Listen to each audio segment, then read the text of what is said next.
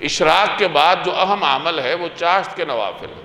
جب اشراق انسان پڑھ لیتا ہے تو اس کے 10-15 منٹ کے بعد جب سورج مزید اوپر آ جاتا ہے تو چاشت کا وقت شروع ہو جاتا ہے۔ اور اس کا نتیجہ کیا ہے؟ حدیث میں آتا ہے کہ ہر انسان پر صبح اٹھتے ہوئے ہر جوڑ کے بدلے میں صدقہ ہے۔ اللہ نے کتنے جوڑ آدمی کو دے رکھے ہیں؟ کہا جاتا ہے انسانی جسم میں 360 جوڑ ہیں۔ آپ کے جوڑ درست طریقے سے کام کرتے ہیں، اس کا کوئی شکرانہ دینا پڑے گا نا، اللہ کے حضور شکر کرنا پڑے گا۔ جو لوگ جوڑوں کے مریض ہوتے ہیں ان سے جا کر پوچھیں کہ جوڑوں کی تندرستی کیا اثر رکھتی ہے، جوڑوں کو تندرستی کا مفہوم کیا ہے۔ جوڑوں میں تکلیف ہوتے ہوئے آدمی کروٹ نہیں بدل سکتا، اٹھنا تو دور کی بات، ایک قدم نہیں چل سکتا۔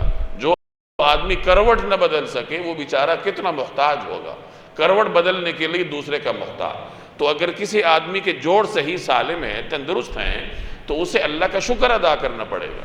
اور شکر ادا کرنے کا آسان طریقہ یہ ہے کہ چاشت کے نوافل پڑھ لو۔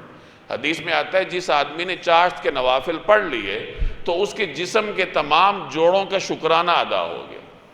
تو یہ کتنا آسان طریقہ ہے۔ آپ ہر جوڑ کے بدلے میں کہاں شکرانہ دیتے پھریں گے؟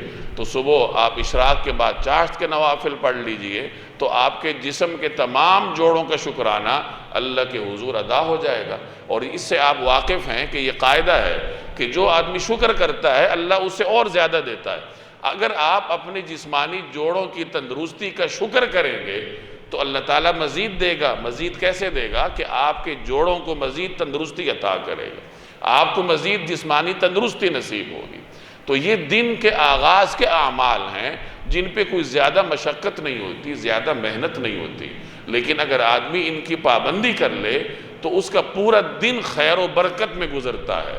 مختلف طریقے سے اللہ تعالیٰ اس پر سے شر ہٹا دیتا ہے، آزمائشیں اس کی ختم ہو جاتی ہیں۔